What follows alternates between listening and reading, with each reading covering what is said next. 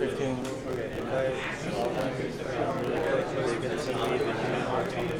Okay. Okay. Yeah, no problem.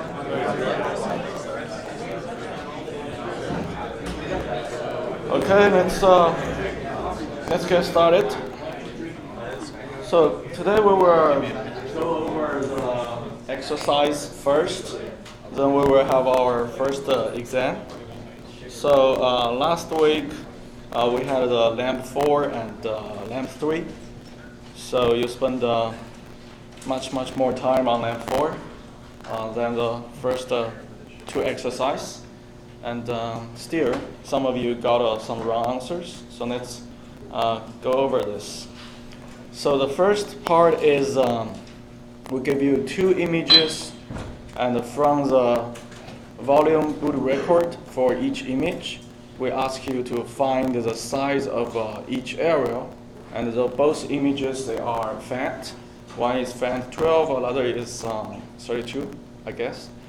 And you need to discover the sector address of cluster 256 in each image. So basically what you need to remember is in the FAT file system, there are basically three areas. The first one is the reserved area. But you know that in any hard disk or in any volume, the first sector must be the boot record. So at least there will be one reserved sector, at least one. So sometimes probably bigger than one. Then the second area is called the FAT area. So basically there are file allocation tables and there are many entries. And usually there are at least two FAT tables and they are duplicated actually. And after that, usually there is a data area. And the data area can be confusing because data area is not only the area that stores file contents, but also stores directory information.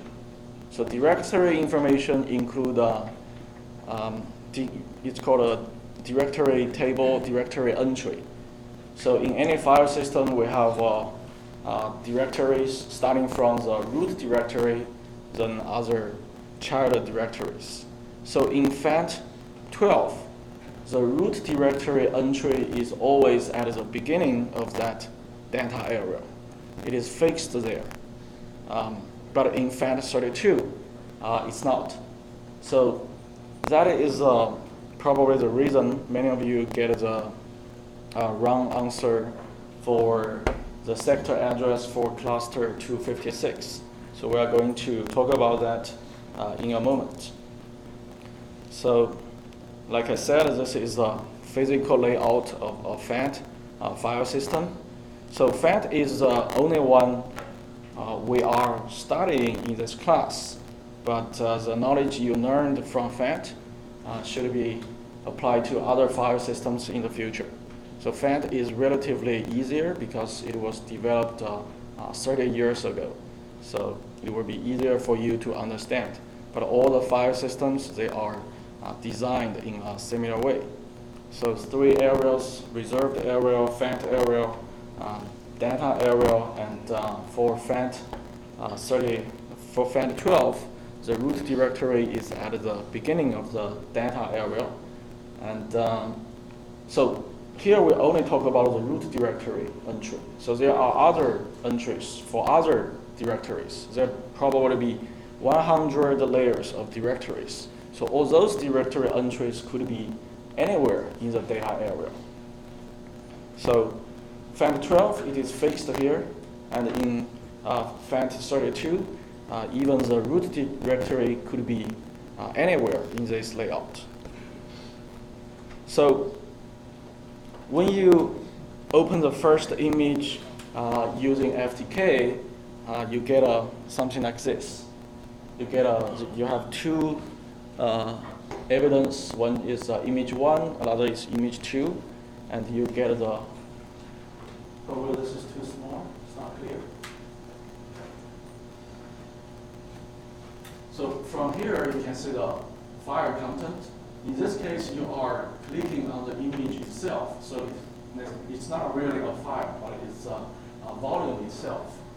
So from the hex, you can get the offset of each byte. And the thing you should always do when you see something like this is you need to verify where you are. Are you in the boot record or you are in any file? So one way to do that is look at the offset, and also probably you need to click here to say which file are you viewing. If you're not viewing any file, you're just viewing the volume, and you need to check the offset. And since we discussed before, all the boot record, no matter if it's a master boot record or volume boot record, they all have a 2 bytes signature at the end. It will be 55 and 88 in hex. So the first thing you need to do is you need to go to that 255 byte offset to check the signature, to verify you are viewing a valid VBR in this case. So after you view after you verify that you are really viewing a valid VBR, you can go to our slides. There is a data structure table there showing the meaning of this. So from here, the first thing we want to get is how big is the reserved area. So in that table, there are 2 bytes, 14 and 15. This is the size in sectors of the reserved area. So if you go to the offset 14, 15, you can find 0100. And this is little endian, so you need to switch it. So actually it's 0001, which is 1, which means there is only one sector in this reserved area. And that is the VBR itself. It's actually this sector itself. So there is no more reserved areas. Then you want to find how big is the fact area. So there probably are more than one fact tables. So but they are the same size, and usually they are duplicated. So first you need to figure out how many fact tables are there, and also the size of each of them. So that is actually in byte 16. You can get the number of fact tables. In this case, is 2. So there are 2 fact tables. And from there, the next one is you want to get the size of each fact table. It's offset 22 to 23. It's 16-bit size in sectors of each fact. So we get the number 48 in hex 00. So little endian again. So actually it's 72 sectors. So because we have 2 tables like this, so we have 144 sectors. So far we get the reserved area for 1 sector and the fact table for 144 sectors. So the next we want to find out the size of the whole data area. So actually that is not stored in the VBR, but the VBR stores the total number of sectors in the file system, so which is 4 bytes. So you get 00180100. So that is 71,680 sectors. But this is the number of sectors in the whole file system, in the whole volume. So you have to subtract the reserved area and also the size of the fact table to get the size of the data area. So that is how you get the size of the data area. So the next question, which is harder, is we ask you the sector address of the sector to the cluster 256. So cluster is a group of sectors, and the number of sectors must be power of 2. So it could be 1 sector, 2 sector, 4, 8. So, and the address of the first cluster starts from 2. This is a little bit tricky, hard to remember. So how I remember is, I always remember this way. So in this reserved area, we always talk about sectors. And in the fact area, we always also talk about sectors. We don't use clusters. But the data area, because they are used for storing actual file content, the operating system and file system will make it faster. And they put a lot of sectors together in clusters to make it faster. So only this part we are talking about the unit cluster. So I always consider this one as cluster 0 and this one as cluster 1. So the first cluster start from here will be cluster 2. So I'm not sure this is the right way to remember it. I'm not sure this is how they design it, but this is how I remember this. Why does it start at cluster 2? That's what I just explained, right? Yeah, I know, but I don't know why they designed it that way. I don't know, but this is how I remember it. Probably that's the reason. So clusters, they are all located in the data area. So in the reserved area, in the fan table, we don't use clusters. So the first thing we needed to find out is how many sectors are there per cluster, because this is different. It could be 1, it could be 2, it could be 4. So by looking up in this table, we find out offset 13 tells us sectors per cluster. And in each one, the value is 4. So each cluster has 4 sectors. Then we need to, okay. So let me remind you the layout again. So there are 2 different types of fans. What? Okay. So, like I said before, in FAT12 and FAT16, the root directory is always placed at the beginning of the data area. So the cluster 2 actually starts after the root directory. But in FAT32, it's different. The root directory entry could be anywhere. So the class 2 starts right after the FAT area. So many of you get the answer wrong because you didn't take this part into account.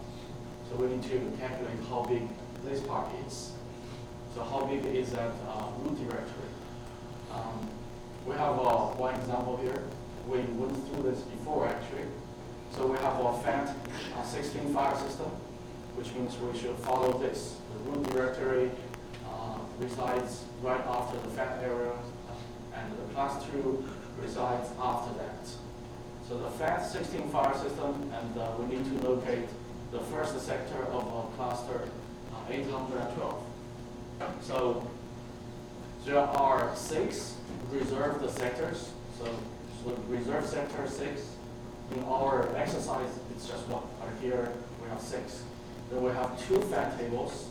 Each FAT table has 249 sectors, which is 498 sectors in total. Then each cluster is 32 sectors. And there are 512 directory entries in the root directory. So which means at the beginning of the data area, there are 512 directory entries. And each entry is 32 bytes. So 512 directory entries times 32 bytes, that is 512 sectors. Because each sector is What? Oh, sorry. It's 32 sectors. Yeah. So because each sector is 512 bytes. Okay. So then we need to calculate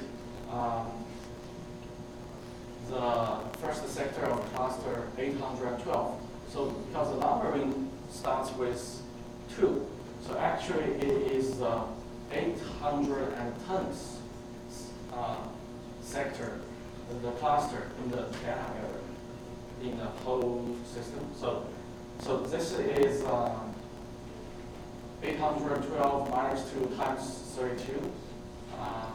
So this 32 is because each cluster is 32 sectors.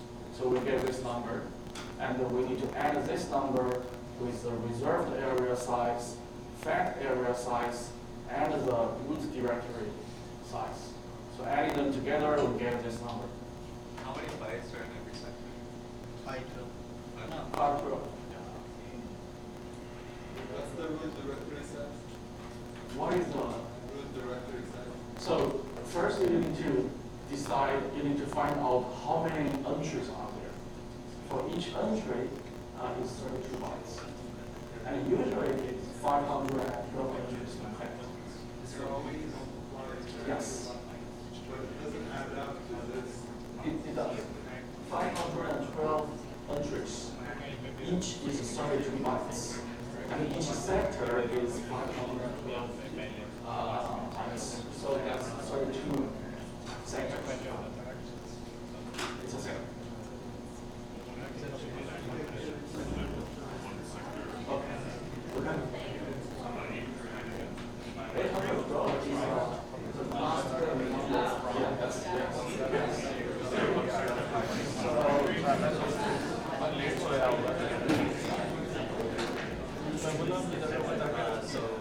So this is 12 directory entries.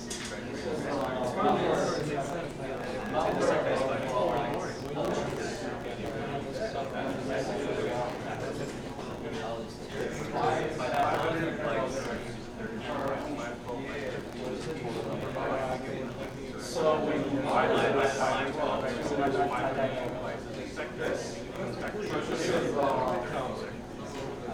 Bytes per section. So we get how many sections?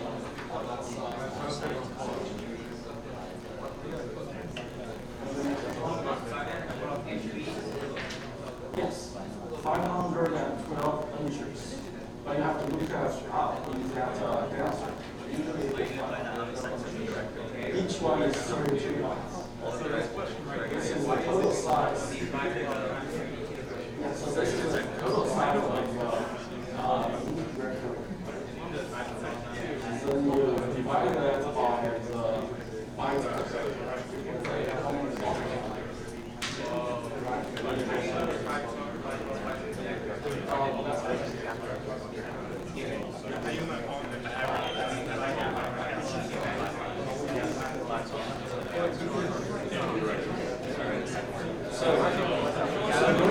Going back to our exercise.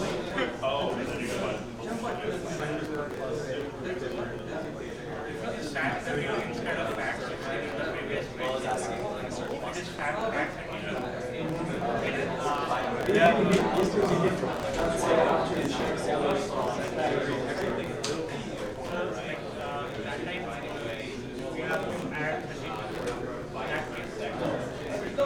I will talk about that in a moment.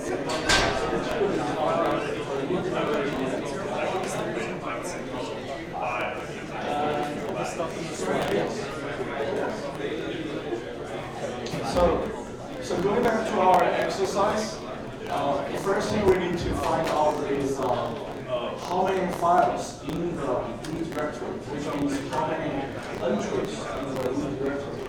So there is offset 17 and 80 tells us maximum number of files in the root directory. So from there we get 0002, which is 512 files.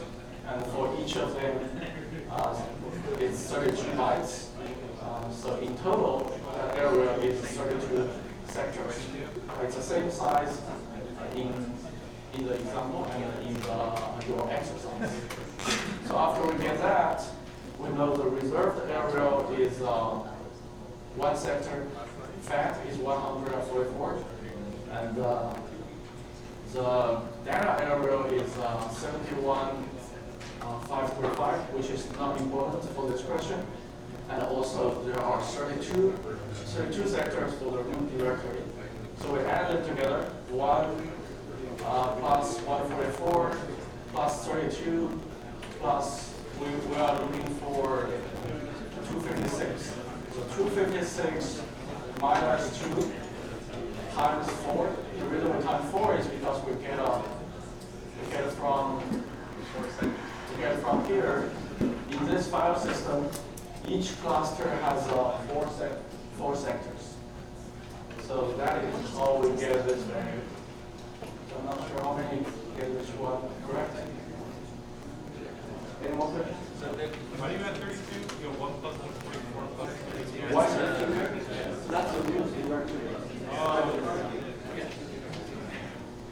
So How did you get that 4? How did you get the 4 points? the 4. So 4 here is how many sectors per cluster. So we get that from here. The offset here. We get a whole sectors per cluster. So were most people off by 32? Yes. A lot of people didn't figure out the switch. Any other questions? You can ask me. Yes. Yeah. No, 256 is the cluster that you are trying to find out. The address. Total cluster?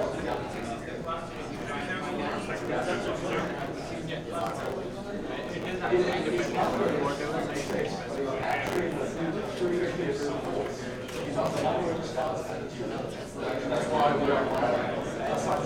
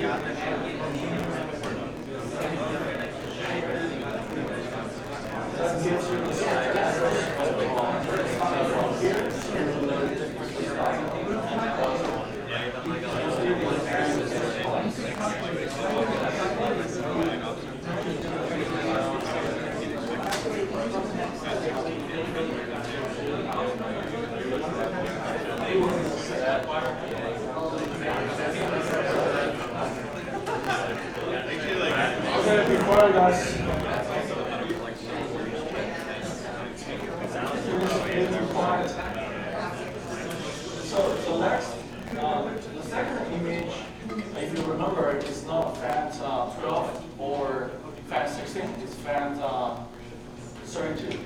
So basically, you need to do the same thing. The only difference is you don't need to consider the root directory because cluster 2 starts right after the FAT area. So, but you still need to look up the table and also the data structure to find out all those numbers. Yeah. The root directory can be anywhere though. How do we know it's not right after the family? Because it's FAT 16 or FAT 12. That's a good question. But, usually it's not. Be there, right? It could be, but usually it's not. Because the line to be more flexible, so it's not.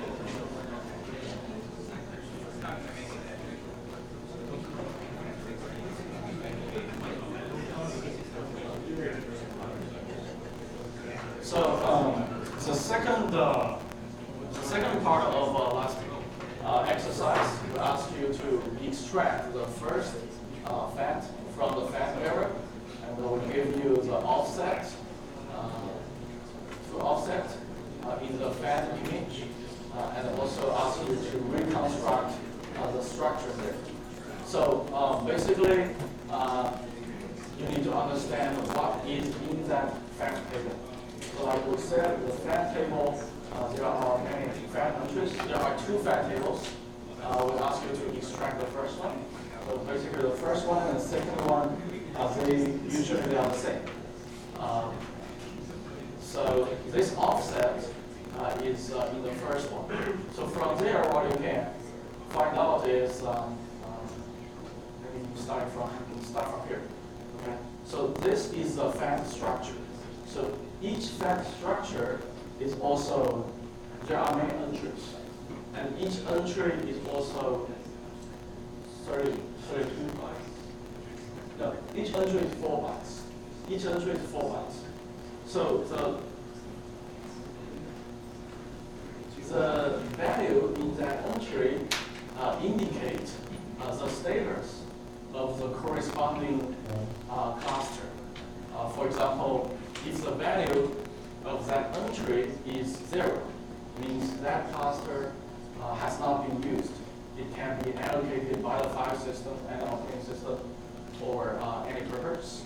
And if there are some reserved numbers, including last cluster in your file, like we discussed before, -1 end of file, but sometimes it's not -1. The reason is sometimes it is still -1, or probably sometimes not. But the reason is they're not using the full 4 bytes sometimes.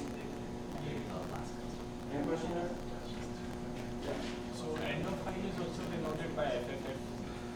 So end of file in our example, if you remember, end of file was denoted by FF0F. Yes. But sometimes it could be different, because in this case, the reason is probably they're not using the whole 4 bytes. They're probably only using, this is maybe 28 bits or something. That's why there is a 0. Yes. But it's very obvious this is not a cluster number here, because this is a huge number. There are not so many clusters. So it's still under 5. So if the value is something else, it's not reserved, that is the number of the next cluster in the file. The reason we have this is because usually sometimes the files, they could be much larger than one cluster. And if they are much larger than one cluster, the file system has to assign multiple clusters to store that file.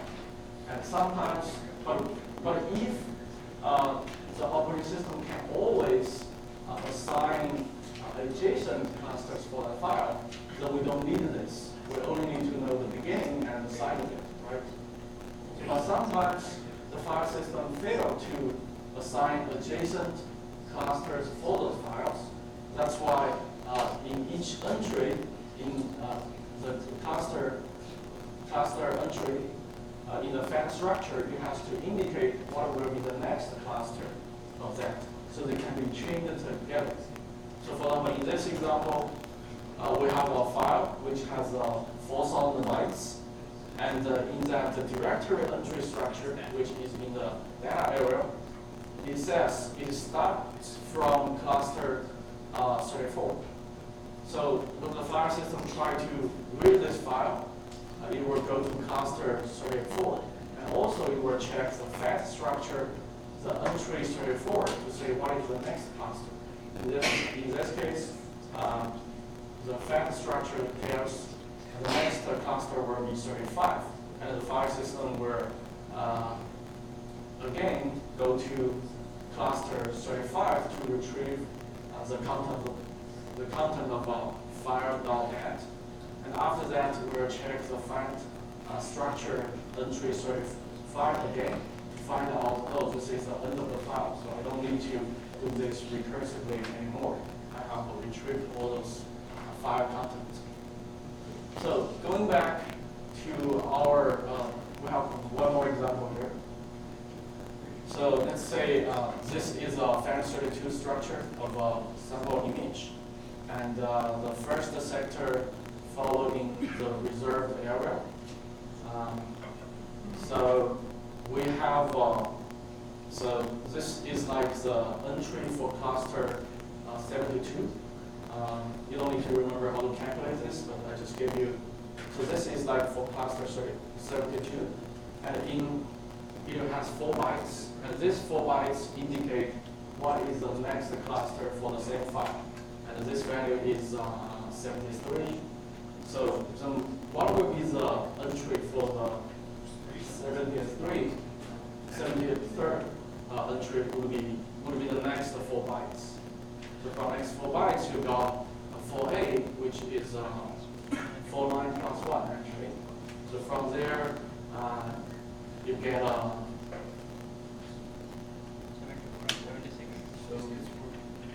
yeah. So I'm not sure how in this example they are linked together, because this one is not linked with this one. But there are some cases like 0. If it's all 0, means this corresponding cluster has not been assigned. And if it's all F or some reserved value, which means this one is under file. So, and also we have this one, it's like you have to go to the next one, and all those are zeros, reserved, they are free for allocation. So going back to our exercise. So one way for you to find these FAT tables is you can click the image here and use use the go-to command here to try to find the offset. So you can treat this whole image as a huge file and go to any offset you want to do. And also another way is you can use a file list. You can click. FTK will treat those as files. Maybe are FAT1, FAT2, but they're not actually files in the file system. They are special reserved areas in the file system.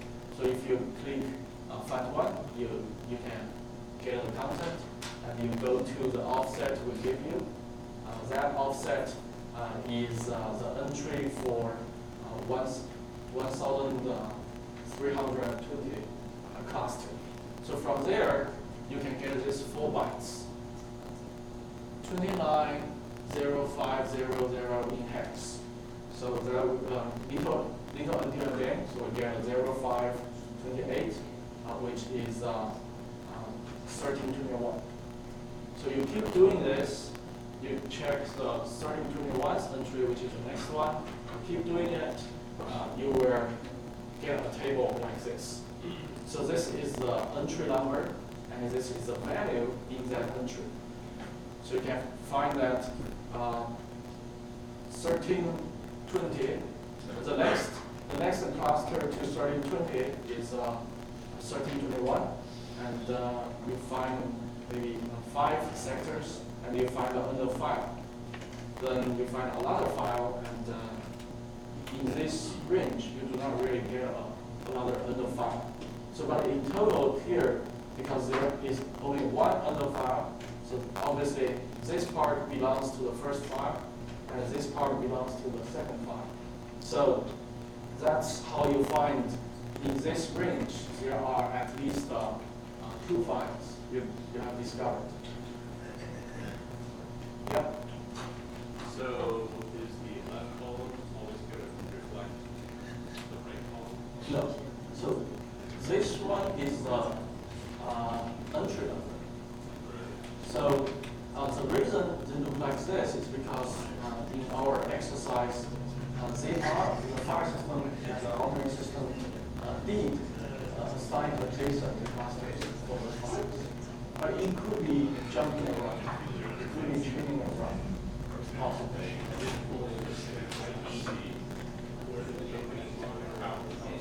So this one means cluster, the next cluster to 1320 in the same file will be 13.1. But the value here will be 13.25. Right?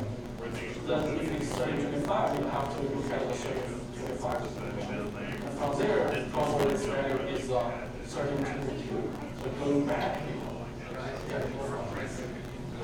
but for the operating system, we're trying to assign adjacent cluster sometimes you just let's say if you delete this file and you want to add it to a new file, but the size is not going to be enough for that file. So the system can only count this file here in the other part. It's like 40.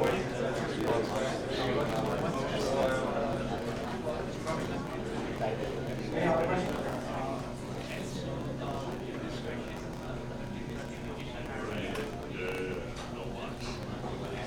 So, the second question?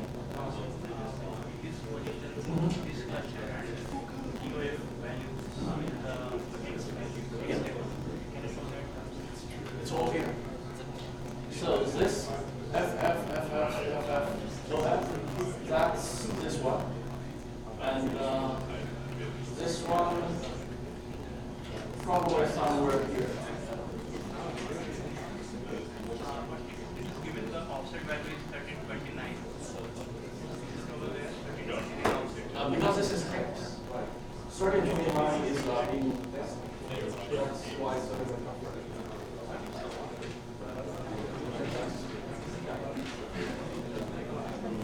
so, the second question was what are the sizes of the files? So basically, from here we cannot really get the size of the file because we are only looking at this range. It's possible that the first file is huge. It starts from cluster 2. It's possible. But from this range, we can say that at least it has 5 clusters. That is what we can say from here. Not really more information. Any other questions on part 2? Yeah. So that's the entire chat area looks like that, right? It's just the clusters and their allocation of Yes. Right. So the third part, we're talking about the directory entries. So do you remember where are the directory entries? Directory entries are in the data area. It could be the root directory entry for FAT32 will be at the beginning of the data area. For FAT32 it could be anywhere. And it could be for the root directory and it could be for all other directories. So they follow the same structure. Okay. So we give you one entry. So this is 32 bytes. So we ask you to find out what is the creation time of this file. So this entry is not only for directory, it can also be for files because in those file systems, directories and files, they are basically the same thing. Directory is just a special file. So they share the same directory entry structure. So in this case, what is the creation time of this file? So if you look up the table, you can find that there's a table saying byte 13 to byte 17 is the time of creation. It includes the day, hour, minute, second, and also tenths of seconds. And it starts from byte 13 ends at 17, which means 5 bytes. So we get a value here, which is 00, BD, 6E, 5 line, and 46. So many of you also get this one wrong because you forget about the little endian and big endian. Let's revisit how we can convert this. So first, the date part has 16 bits. whole part is 5 bytes. So the date part only has 2 bytes. And because there are 2 bytes, you have to consider this is a little endian. So when you get that, you have to switch. And here is the top, the most significant 7 bits. 7 bits can only represent 0 to 127.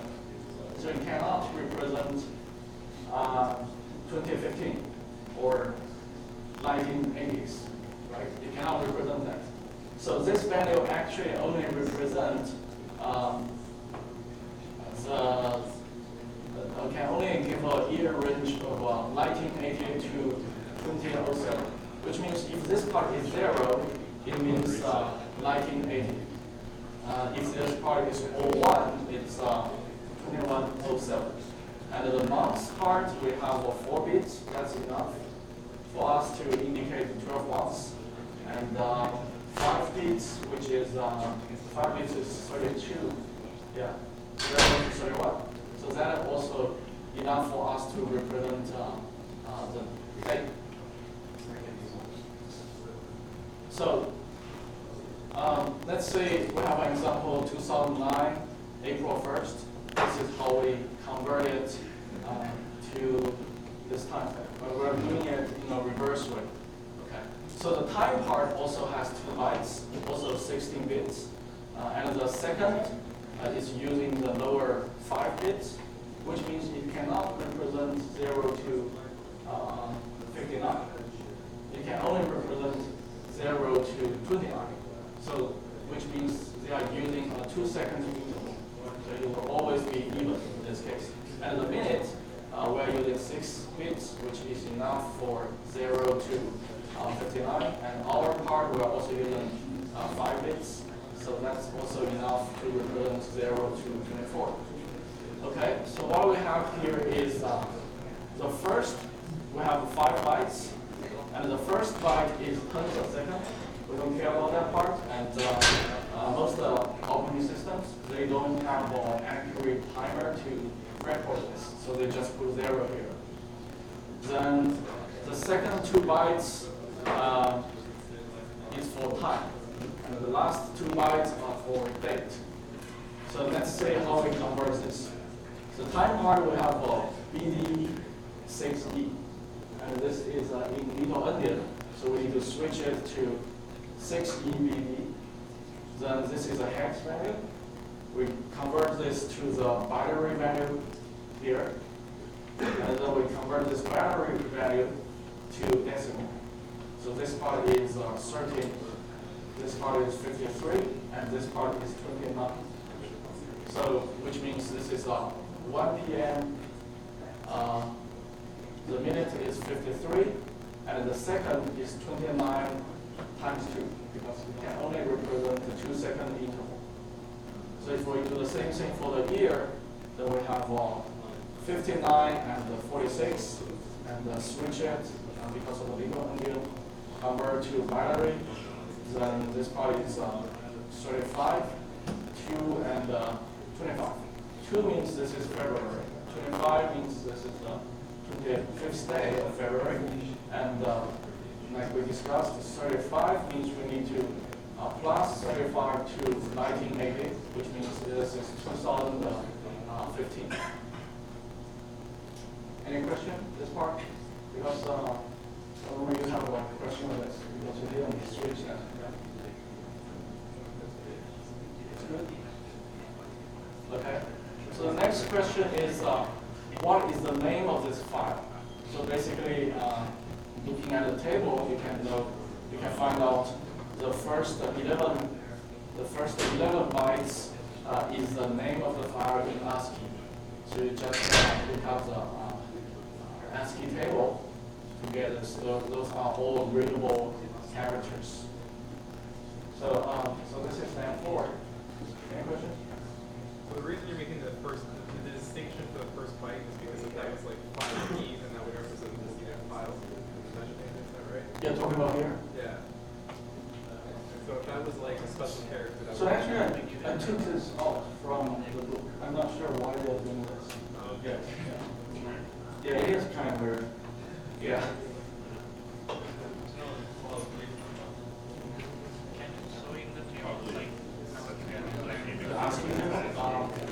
I don't have an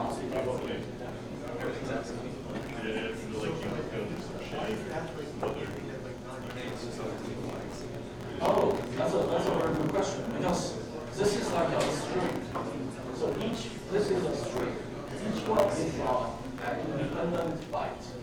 It's not putting together to represent any numerical value, right? So if we're talking about 2 bytes to represent a 16 bit value or 4 bytes, they're putting together. That's why you have to consider that.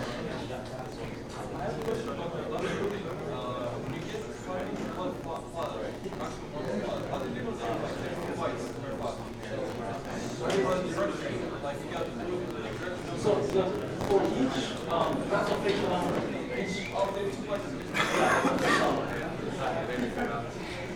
Any other questions? No? All good? Take the test. Okay.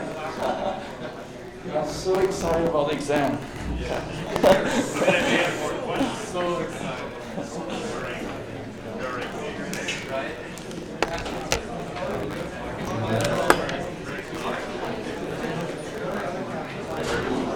So how about we take 5, we will start at 8:25.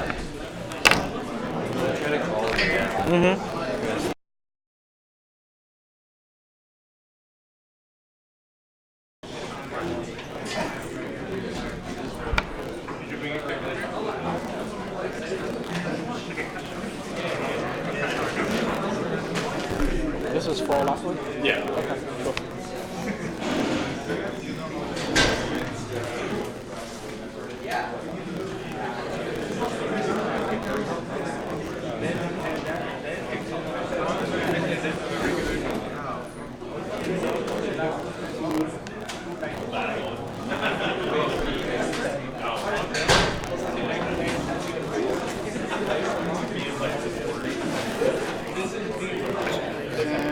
No notes, right? No. Yep. Everything they need is already here. How long it takes? 80 minutes? 80 minutes. For last week?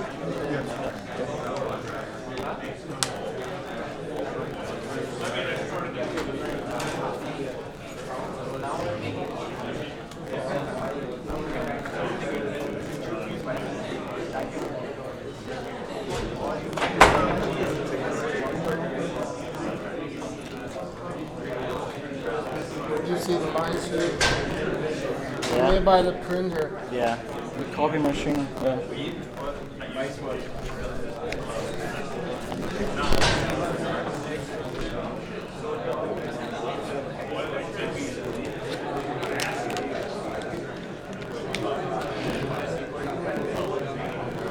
So far, it's not as heavy as you expected, right?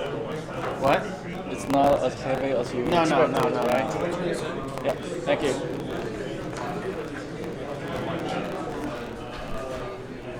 No, it's fine. The class I taught last semester was super heavy. So, taught by Dr. N.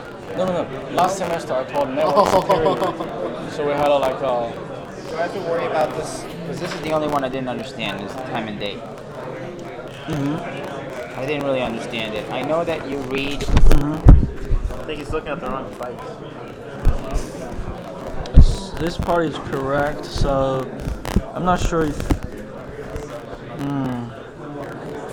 When I convert this from binary, from a hex to binary, I get that number.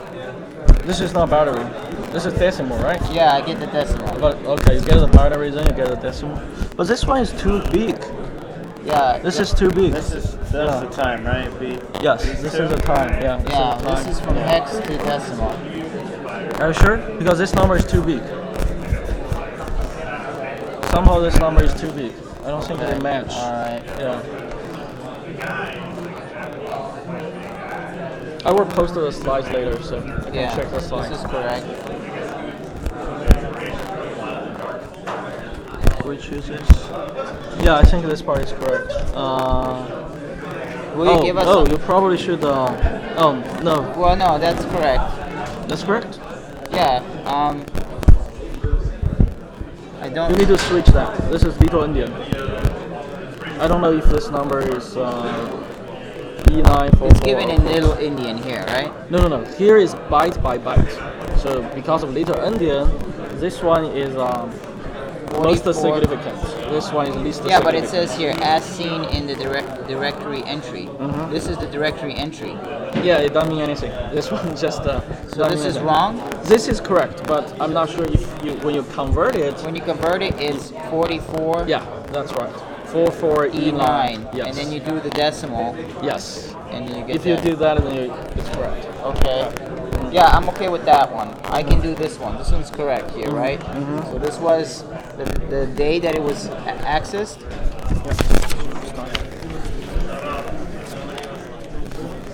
Okay. Anyways,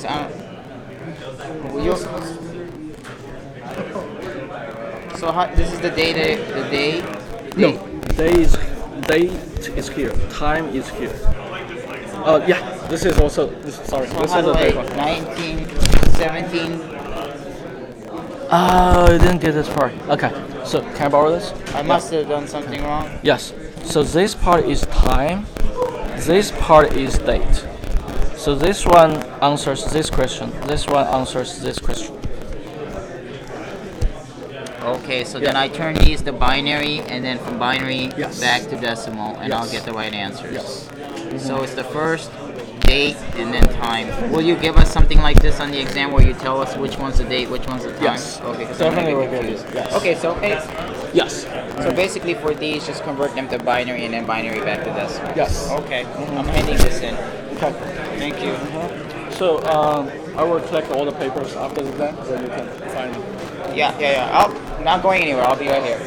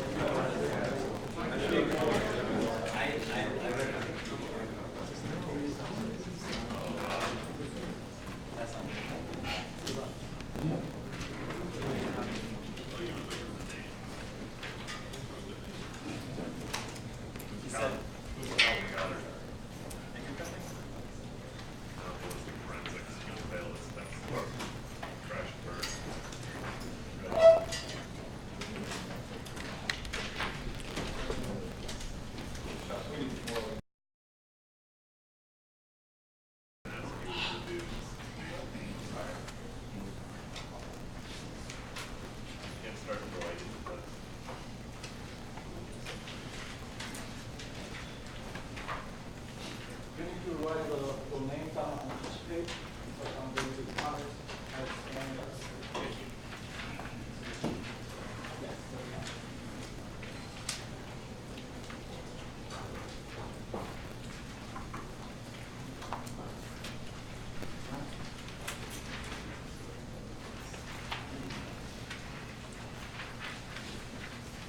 Okay, we can start. No.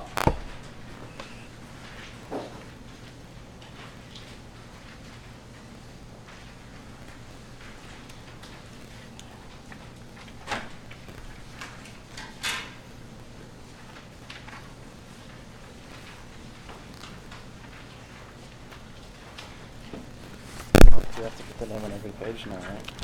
Yeah, every page. Every page. Yes.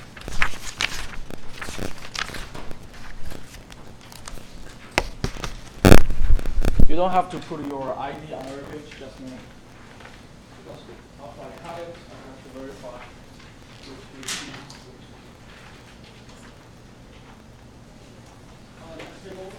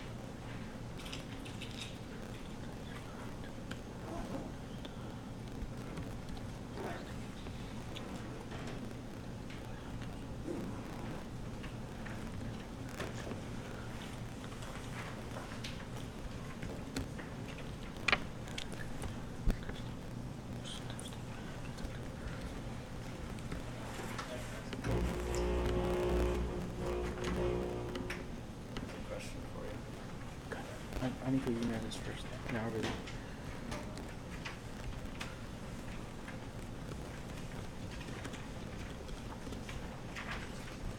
Yeah, that's fine. Okay. Okay. Yeah. Okay. Please now.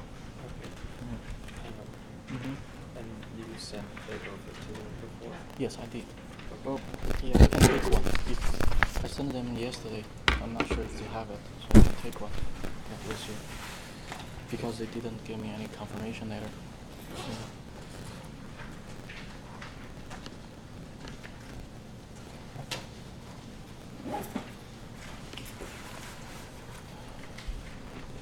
Thank you. Mm-hmm.